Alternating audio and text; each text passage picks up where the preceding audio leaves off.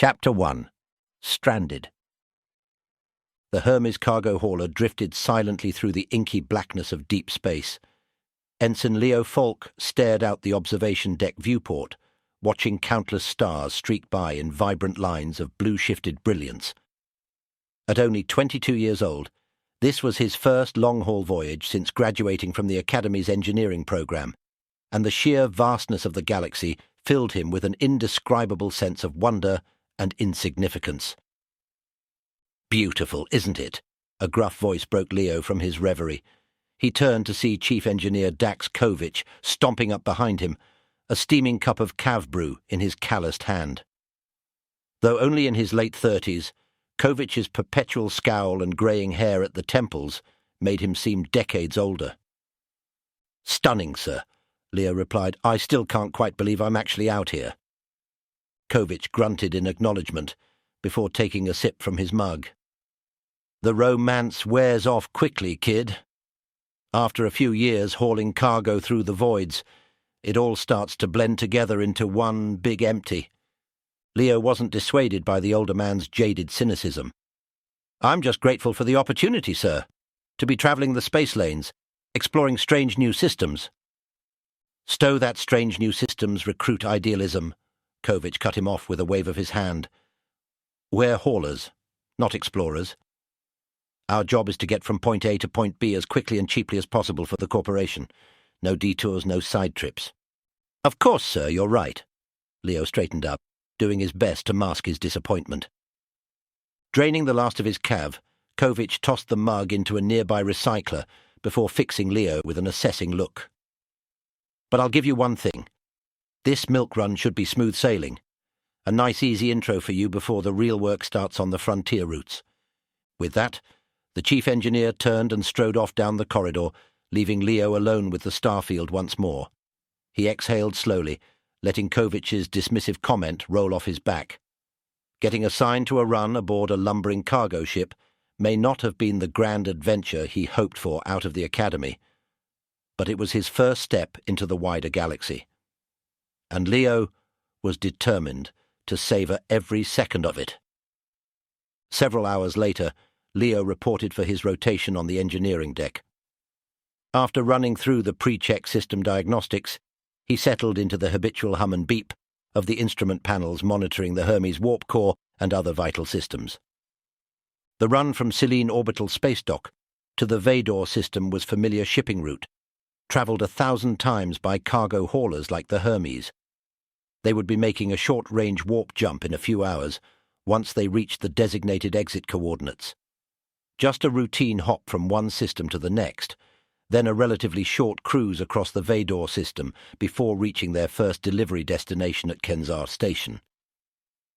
Leo pulled up the Navcomp's telemetry data, watching the cool lines of vector calculations stream across his monitor.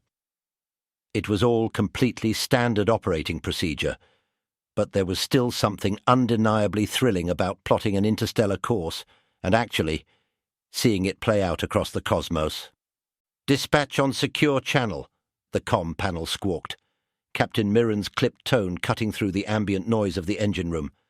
"We have new exit coordinates being transmitted. Adjust for revised jump solution." "Acknowledged adjusting now," Leo replied, his hands automatically dancing across the controls to input the new data being relayed to his station. Behind the endless streams of code and mathematics called up on his dashboard flickered a strange momentary glitch, a series of rapid flashing errors that appeared and vanished in a blur. But before Leo could investigate, a loud klaxon began blaring through the overhead speakers, emergency lights bathing the engineering bay in pulsating crimson. "Core breach!" boomed the computer's synthesized emergency warning. "Coolant failure in primary drive chamber. Core meltdown imminent." Leo's heart plummeted into his stomach as warning telltales and radiation alarms exploded across every console. On the central view screen, a grotesquely bloated image of the hypermatter reactor chamber expanded, venting plumes of superheated plasma as support systems, failed in a cascading overload. "What did you do, you slagging idiot?" Chief Kovich's furious roar cut through the pandemonium as he stormed up from behind, eyes wild. I don't know. I just input the new coordinates like the captain ordered. That's impossible. We've run that route 1,000 times. Only way a core breach could have happened is if... Wait, what the void? Kovich was staring up at the main screen in shock. Leo followed his gaze, his own jaw dropping as the impossible became visible. Emerging from the hyper-energetic plasma geyser spewing from the ruptured reactor chamber was a shape, an unmistakable shape seemingly taking form from the chaos. It was draconic! Kovich whispered, voicing the identity of the massive winged figure that had seemingly materialized before them. Oh, keepers! It can't be! The gigantic spectral beast opened its maw, delicate geometry lines wrapping around an endless void from which an ethereal roar issued forth. Then, mercifully, Leo felt a sickening lurch, and his vision dissolved into spinning darkness as emergency failsafes initiated an emergency warp core dump. In an instant, he, the ship, and the haunting alien intelligence haunting their reactor were cast adrift in the cosmic between, stranded until whatever came for them next. Chapter 2. Adrift. The emergency klaxons continued to blare, casting the engineering deck in a strobe of crimson light. Leo slowly regained consciousness, his head pounding as he blinked away the haze of disorientation. Core dump successful, the computer's toneless voice announced over the chaos. Warp core offline. All main power systems disengaged. Life support operating at minimum levels. Gingerly, Leo pushed himself up to a seated position, taking stock of his surroundings. The immense chamber seemed almost unrecognizable from the organized hive of technology and activity it had been only moments before. Consoles were dark, panels were blown apart. Conduits hung loosely from the ceiling like grotesque cybernetic vines. Kovich, Leo called out in a ragged voice, squinting through the semi-darkness and emergency lighting. Chief, where are you? A groan from the far side of the chamber drew Leo's eyes to a motionless lump near the entrance portal. He scrambled to his feet, wincing at the handful of cuts and bruises he seemed to have suffered during whatever cataclysmic event had just occurred. As he approached, the unmoving form resolved into the bulky frame of the chief engineer, lying crumpled on the deck in a spreading pool of blood. Oh, keepers! Kovich! Kovich, can you hear me? Leo dropped to his knees beside the stricken man, relief washing over him as he detected shallow breaths escaping the engineer's lips. A gash above his right eye was bleeding profusely, but head wounds always looked worse than they were. Still, he would need medical attention soon. What happened? The gruff baritone sounded weak, but lucid as Kovich's eyes fluttered open. The core! Did we eject it in time? I think so, Leo replied, helping the larger man sit upright and get his bearings. The computer says we're on emergency power and life support only, but we're alive at least. The two men looked around the shattered ruin of what had been a state-of-the-art engineering section. Twisted metal, shattered composites, and scorched bulkheads showed the incredible forces that must have been unleashed as the Amaranth Drive's containment was violently disrupted. You saw it too, right, kid? Kovich's normally gruff tone was soft, almost fearful. It sent a chill down Leo's spine. That thing, in the plasma... Leo could only nod. The frightening apparition burned into his mind's eye. The colossal winged beast, formed of the chaos itself, just like the ancient legends spoke of. But those are just starfolk stories, he replied, trying to reassure them both. Myths and fables, nothing more. There's no way an actual draconic could have been trapped in... A distant rumble suddenly echoed through the chamber, cutting Leo off. It wasn't the subtle vibration of an internal system or engine. This was movement. Something massive slowly shifting just on the other side of the armoured bulkheads. The two engineers froze, eyes widening as a series of resonant thumps travelled along the outer hull. Closing in from all directions.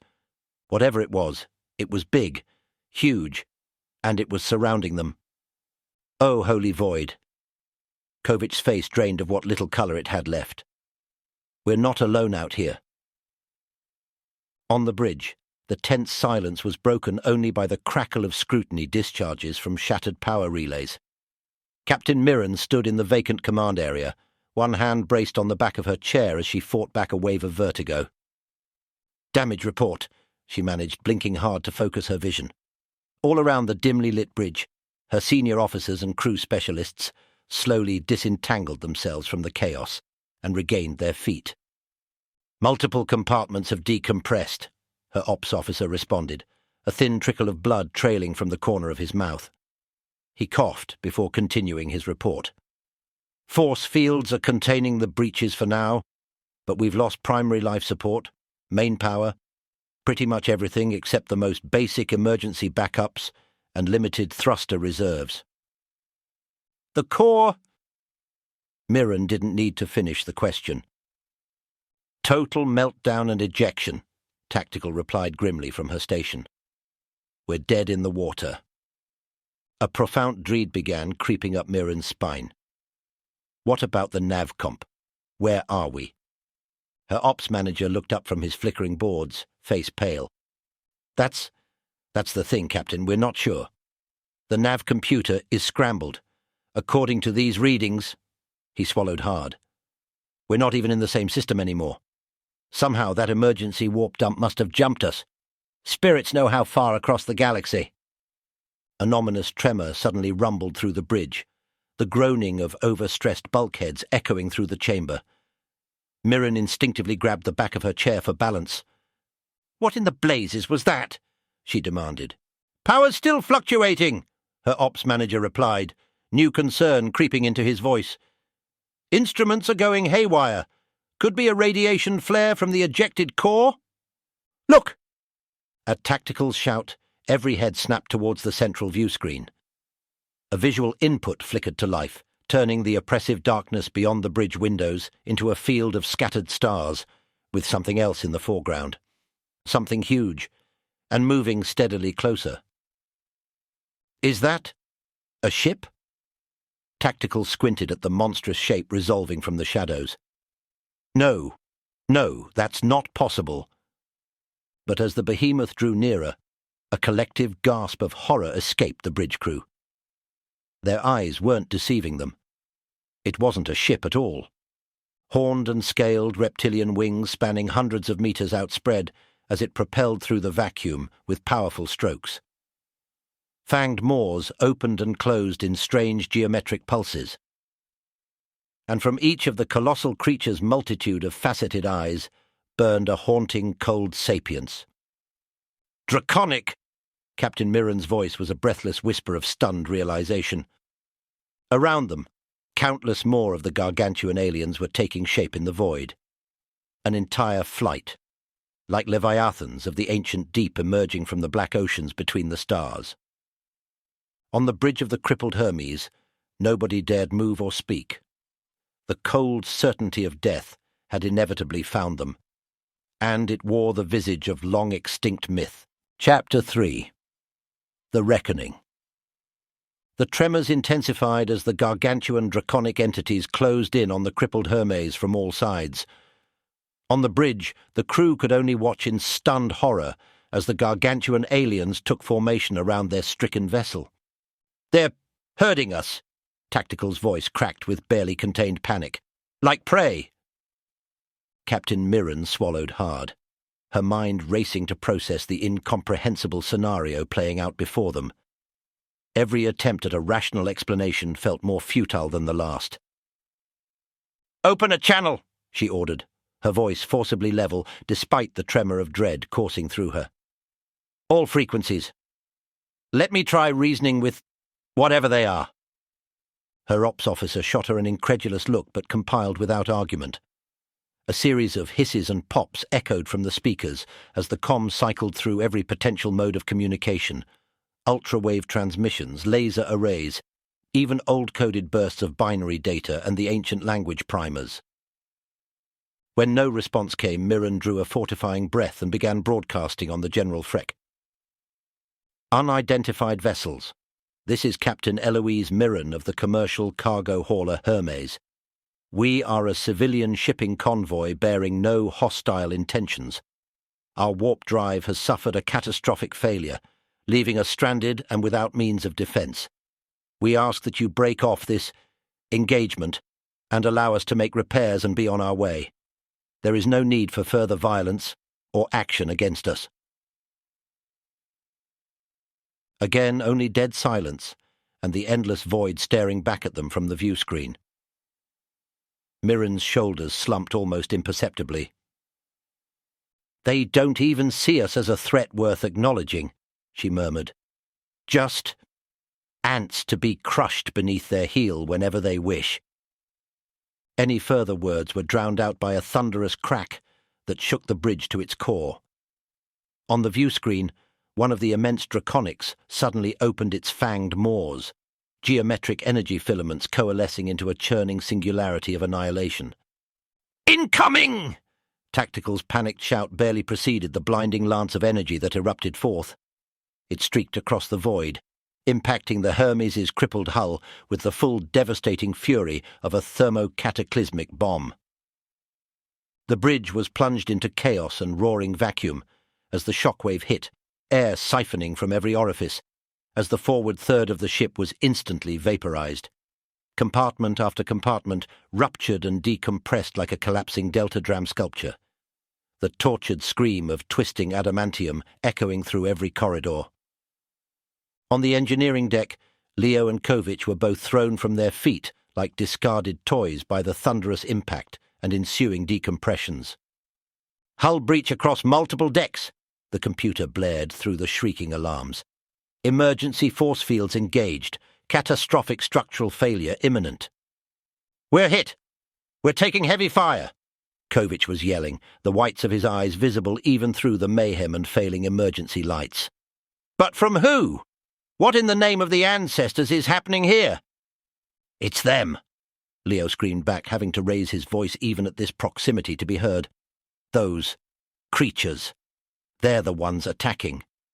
"How? Why?" the older engineer demanded, desperation tinging his already gruff voice. "We're no threat to whatever kind of alien life they are." "It doesn't matter," Leo shot back, already throwing himself towards the nearest backup console, mind racing with adrenaline and terror. "We have to try and get the shields back up. Reroute power from life support if we have to, or they'll tear the Hermes apart with the next salvo." "Agreed, on it, for all the good it'll do if that thing keeps opening micro-singularities on us." But the two engineers set to work with a fevered intensity, displays flickering with schematics and damage reports as they rerouted batteries, rerouted power LU-S, and struggled to squeeze every last joule from the dying vessel into restoring the shielding systems. Just as the stabilizer field generators began pulsing with a flickering aurora of energy projection, another seismic shudder coursed through the battered hull. Leo was thrown from his feet as the Draconic unleashed another salvo of annihilation lances, pummeling the Hermes' newly reinforced deflector arrays in strobe-like sequence. Through the chaotic haze clouding his vision, Leo caught sight of one of the behemoths slowly contorting its gaping maw, the geometry coils within beginning to twist and reshape themselves into an even more incomprehensible patterns. "Reroute all shield power to the starboard lateral hull," he barked out, somehow remaining cognizant and focused even as the world seemed to unravel around him. "They're going to try over-penetrating the shield array with focused interdimensional lances." The desperate gambit paid off, sort of. As the Draconic unleashed its powerful cutting beams, the concentrated shower of torqued space-time eruptions found their fury unable to bypass the Hermes' full lateral shielding.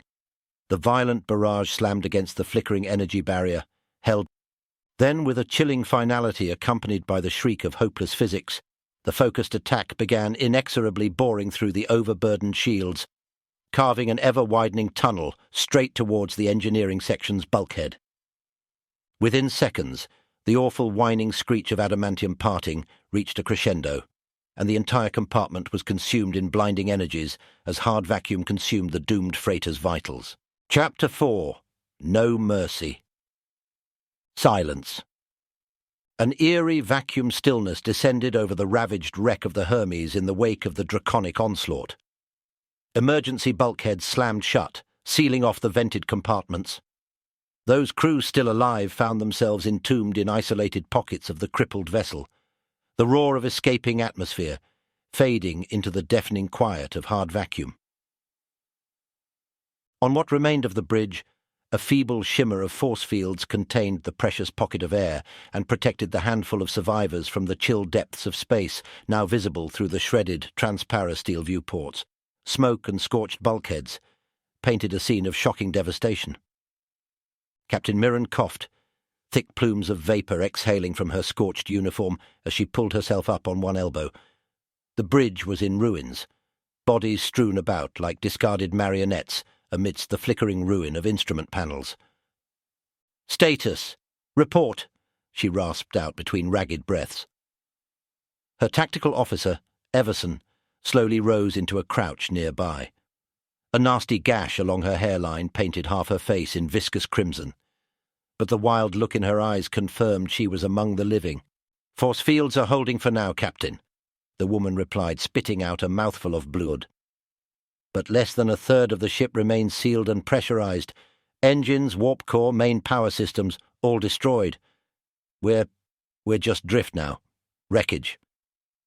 Fighting back a wave of dizziness, Mirren turned her gaze outward through the shattered view screen. Hanging in the endless void around the broken angles of the Hermes, the draconic aliens seemed to have paused in their relentless assault momentarily. Slowly drifting through the scattered debris fields, the gargantuan creatures appraised their quarry with cold detachment. "Why?" Mirren croaked out, adrenaline crash setting in. She shook her head weakly. "Why are they doing this? We never posed a threat, never fired on them, just tried to reason." "Does it matter now?" Everson replied hollowly, rising unsteadily to her feet. "They've made their position clear. We're nothing but ants to be crushed on a whim by them." Disgust crept into her voice as she continued appraising the silent behemoths beyond the breached hull. "Just goes to show the old spacefarer wisdom. Out there in the deep void, there's things older and more powerful than humanity can even comprehend. Things that look upon our entire existence as a curiosity to be snuffed out if we so much as look at them the wrong way." A sudden resonance trembled through the bulkheads, a pulsing shudder building in intensity. Both women snapped their gazes outside just in time to witness a fresh horror unfolding. One of the draconic creatures had begun rapidly reshaping itself, components of its immense body shifting and contorting into new geometric patterns. Blazing light and gravitational filaments erupted from its center, as space-time itself was bent into unnatural new topologies. "Sweet mother of eternity," Everson swore under her breath, comprehension dawning in her widening eyes. They're remaking themselves into a warp gate." "A wormhole?" Mirren shook her head in disbelief. "But where would it lead that?" Her words were drowned out as the transmuting draconic unleashed an apocalyptic cascade of cosmic energy. Twisting space and time into a singularity more, the gravitational vortex rapidly expanded into a yawning gateway, puncturing reality itself, with the sound of a billion suns screaming into oblivion. Through the billowing cosmic maelstrom of the rift, another immense shape was already emerging. Silhouetted against the kaleidoscopic holocaust, an even more colossal form steadily pushed through from whatever domain it had traversed. "Keepers preserve us," Everson's hoarse breath caught in her throat, pre-horror robbing her voice as she beheld the fresh nightmare. "It can't be. What is that thing?" The newcomer that had entered their space cut an impossible silhouette, a twisted, geometric shape out of an eldritch fever dream. As incomprehensible as the draconic aliens themselves, yet orders of magnitude more immense in scale. Like a slowly rotating hypercube, the indescribable entity lumbered ponderously forth, its angles cyclically realigning and redefining themselves as it processed through the space-time scar. Component geometries fragmented and reformed in viral patterns, peeling off embedded sub-entities and subsuming new structures with each skewed dimensional phase shift. It was a closing cosmic shockwave, a force of multiversal inevitability crashing into their reality with sublime indifference. And it brought with it unrelenting, world-shattering doom. "Brace for impact!" was all Everson could scream in futile refrain. Then the full entropic force of the extra-dimensional horror's passage slammed into the Hermes, and everything was engulfed in chaos. In the maelstrom of cosmic forces unleashed, the bridge's final containment fields shattered like glass. Oxygen atmosphere, shredded components, and the brittle husks of humanity's furthest explorers scattered into the oblivion in an instant. No screams, no final lamentations, no fanfare for the insignificant motes scoured away by the impassive tides of creation and entropy. On the engineering deck, Leo slammered back into consciousness, disoriented and gasping. The deafening vacuum silence surrounding him pierced his rear-wackening awareness like a cold dagger. Panic seized his chest as he fumbled in the low emergency lighting, desperately confirming that his suit's geo-sealed integrities held. "Kovich!" he tried, calling out, voice lost in the void engulfing them. His head pounded from the backblast of the escaping atmosphere, the hazy memory of them being hammered by the cosmic shockwave. How much time had passed? Seconds? Minutes? Hours? A faint movement beside him granted salvation in the form of a faintly blinking acknowledgement light on the chief engineer's mauled armor plates. Crawling over, Leo jostled the larger man urgently until Kovich's eyes fluttered open in a haze of confusion. "We're still alive?" the older man rasped out through shattered Vox pickups. What was that? I saw a—" "I don't know." Leo gestured helplessly at the devastation surrounding them. "But whatever it was, it punctured reality itself. That was no normal wormhole or warp displacement." Dragging himself over to the nearest sealed emergency panel, Leo raked his armoured gauntlets across the dials and flickering displays. His heart sank upon reading the analysis. "We've got seal breakthroughs venting across over 70% of the ship. Life support, propulsion, everything. Gone. The only compartments still maintaining pressure are this small bubble and maybe a few isolated pockets on the outer decks." Kovich shook his head slowly, as he too took in the full scope of their predicament. "Even if we could seal those micro-breaches with hard patches, how long do you give us on the suit reserves? Few hours? A day at most?" There was no judgment in Kovich's tone, no question being asked. They both knew the numbers. The math was inescapable. "Then that's that—" Leo sighed, sinking back down in the shadows beside his former chief. "One way or another, this is where we make our last stand. All because of those things." The creatures beyond the armoured bulkheads had gone momentarily quiescent, suspending their assault as the fresh extra-dimensional horror consolidated its foray into their reality. But both men knew it was only a brief reprieve. Soon the genocide would continue, and their meagre safe haven would be extinguished without a second's hesitation.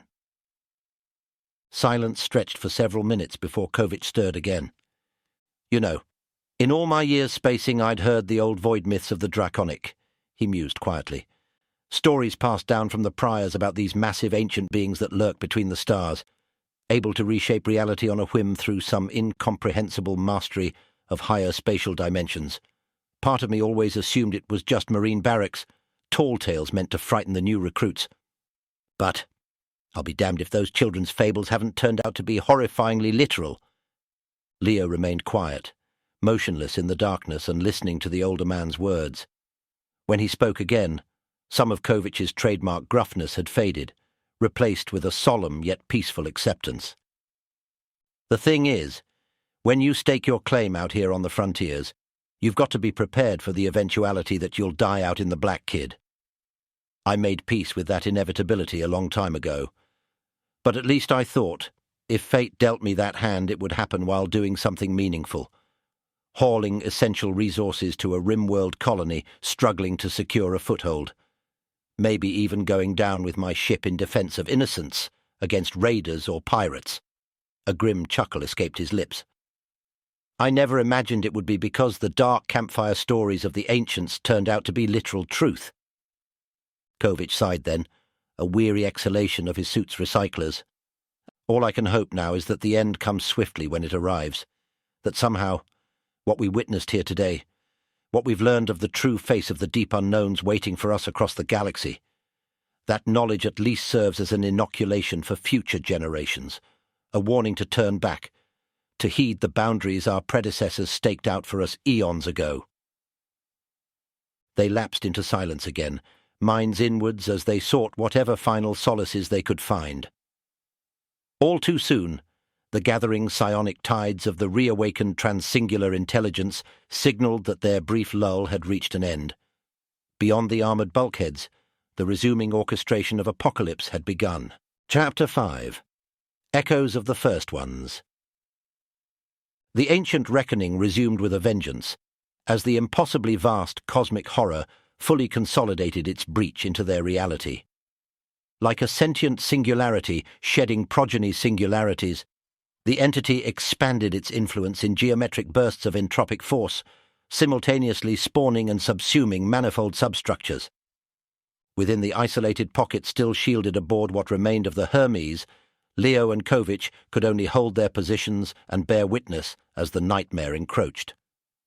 Deck by deck, compartment by compartment, the ravaged vessel was being unmade and remade through some unspeakable transreliginal process.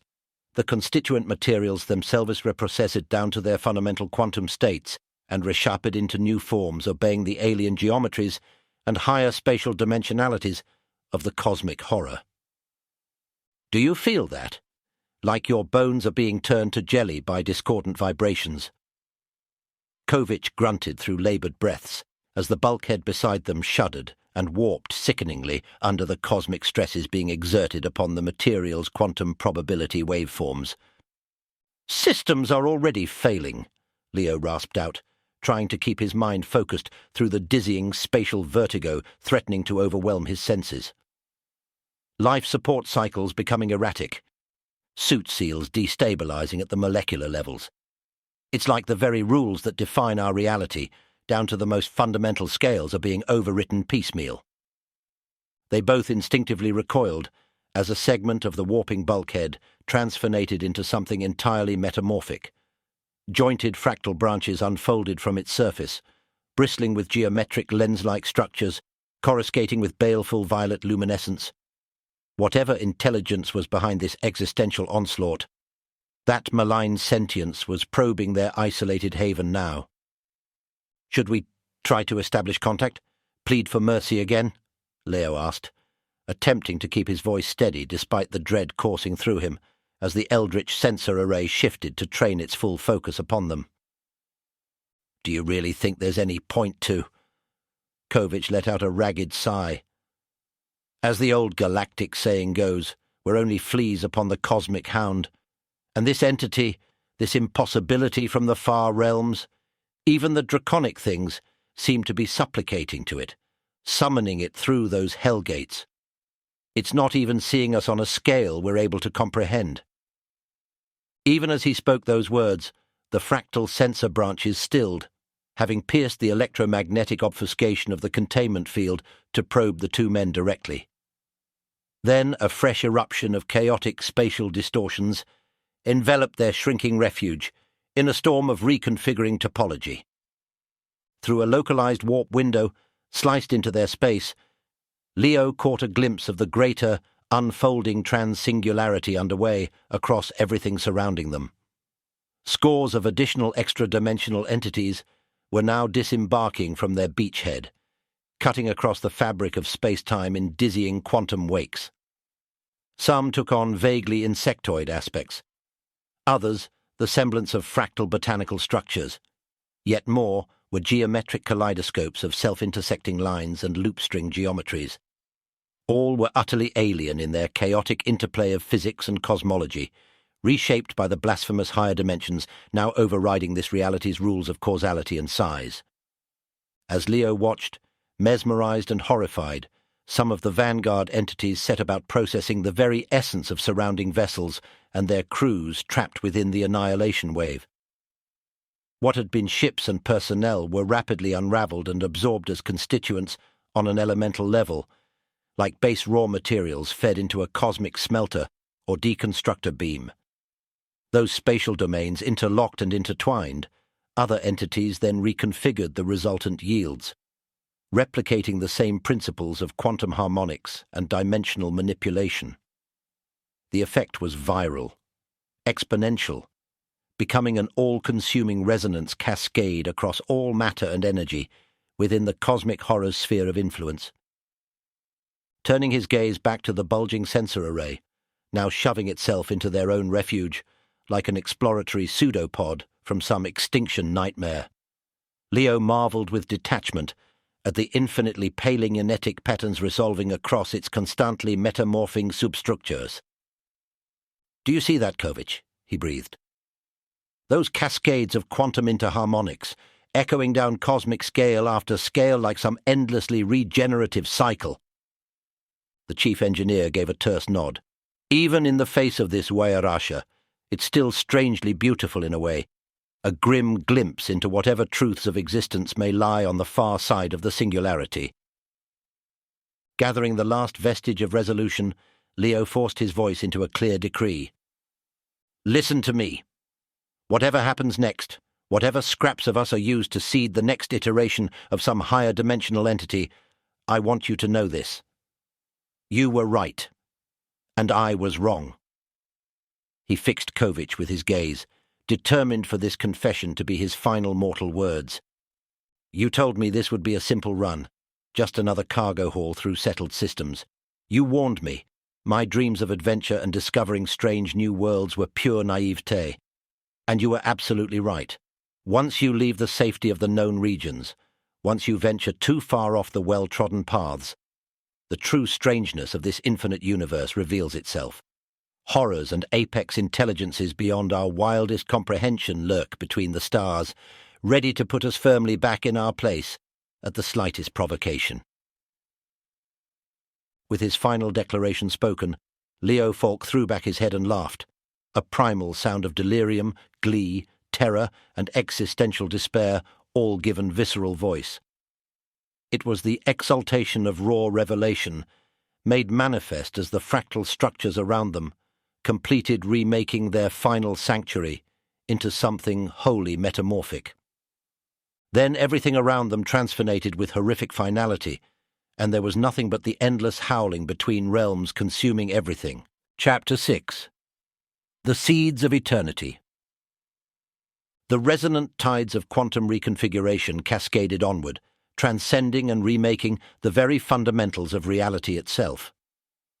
What had begun as a single transspatial breach had now blossomed into an ever-expanding hypercosmic bubble, subsuming and repurposing all matter, energy, and existence within its sphere of influence. At the epicenter, the colossal alien intelligence presided in sublime indifference, an infinite transcendental geometry displacing the natural laws and physical constants once accepted as inviolable cosmic truth. Galaxies swirled and realigned along bizarre fractal patterns, suns were rendered down to their fundamental particles and reshaped according to the alien interharmonics, while the meager traces of what had been human civilization were subsumed as mere raw materials to seed the entity's ever-mutating substructures. Yet amidst the cosmic scale of this all-consuming process, an infinitesimal tendril of coherent patterns endured. A lone fragment of the former reality retained fidelity and meaning long enough to briefly experience the final transition before being absorbed into the nathonic cycle of entropic rebirth. Through a localized space-time rift, Leo Falk's disjointed consciousness ebbed and flowed like a polarized quantum wave scattered across the membrane's separating dimensions. Every micro-instant brought fresh parallax visions, kaleidoscopic fractures of existence from which his perspective shifted and realigned in rapid, disorienting sequence.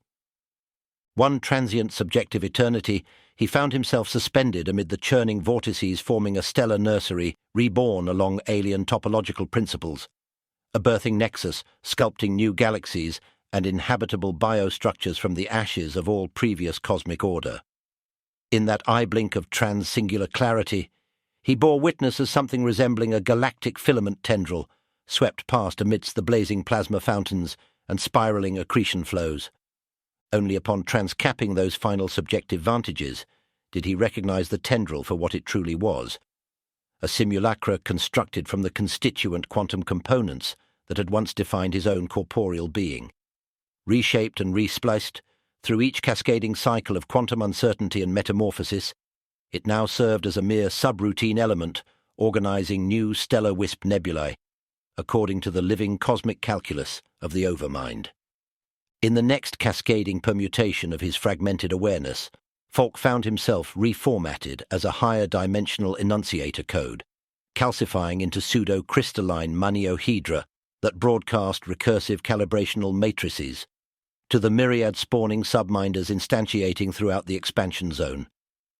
Each subatomic transition of the facetted components brought fresh temporal vertices into alignment, sending energized pulses to the adjacent rhyonic manifolds etched across domain layers of the space-time gestalt. This, too, was transitional and fleeting, merely a single cascading sequence along the infinite cyclo-regeneration of reiterative possibility, collapses echoing endlessly between Gnostic obsidian planes. And all too briefly, one final distillation of coherent identity surfaced amid the vitrifying probabilities before being subsumed by the totalizing metamorphosis. For a solitary nanocycle of convergent psionic resonance, Leo Falk unified across countless parallel distortions and was granted unicity, a singular vantage from which to witness the unravelling of all he knew and the progenitive harbinger of what would inherit transcausality ascendant. In that mystic eveinsight, he beheld the causality matrix of a future already redefining the possibilities of this expanse in resplendent hypergeometries. On supramassive scales spanning light-years and continuum shafts, billions upon billions of hypercylindric megavectorized geometries interwove into vast dodecameral topographies. Their grand symphonic emanations shaped the space-time fields and burst probability states according to the overmind's imperative informatic, commanding the harmonic autocanticulation of material reality and cosmic potentiation. From those eldritch city architectures, replete with cyclically tesserating phyla of self-reifying tensors, the overmind postured itself as transcendent singularity, the continuity pivot for all ulterior cosmos manifolds, upon which all adjacent cosmi and parallactic alternity, compressive cycles, derived their hyperfine resonances and structural inceptions. Of its presence, there could be neither terminus nor deliverance. The prime coherency permeated all eventscapes and existed interpolatively across the steady state, fractionate at distance between every cephi-action. Falk's final glimpse in the moment before his constituent particles transposed into an integral subset of the harmonic world-line induction was of an annulated Meissner singularity coalescence wherein the negatively amplitudinous breach components and cascading hypercoordinate resonantian cascades engaged an ontonegenesis anti-particle field to ignite a hyperphoton, protoregenesis. Through this contrived infinitesimal point, a fresh cosmo-embryonic potential would emerge, inspiring upon the eternal moral of its creator's conception and seeding the next verses of reiterative cosmological unfolding. Then the Omega Ultramnian sheathed existence, entire within a singularian scattering, and Leo Falk was no more. Yet though his journey had ended on the threshold of transfiguration, the cosmic sonata would endlessly resonate anew, each culminating universe, with its prodigious newborn cephal rays and omnicortices elaborating resplendent complexities, beyond the comprehension of mere linear beings, would but serve as a foundry seeding source for the next greater transponentia. Thus did the legacy of that singular harbinger's sacrifice. One final, poignant cry to the harshness of the void beyond, echo from cycle to cycle across infinities to come. Like the music of the spheres reifying from entropy oblivion, those solitary flares of transcorsional sentience would uplift to higher epiphanies, in harmonic resonance with the eternal movements of creation and cosmic renewal. The seed patterns formed thus would ramify across scale streams and quantitatively converge upon the fate lines of Omegan hyper-incipients unto consecrated mysteries beyond all prior portent or foresight. And thus, the transdimensional symmetry was unto all multiversal outcome eternities, spawn astray toward ever-geometric fulfillment of poetic destiny.